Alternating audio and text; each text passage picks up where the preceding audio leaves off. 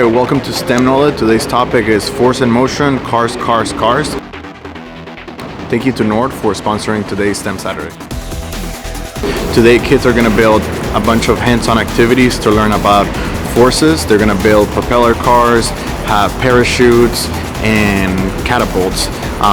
And they're going to get to go home with a propeller car. And when the kids build their cars, they're going to have a competition, and we're going to give out some prizes at the end of the day.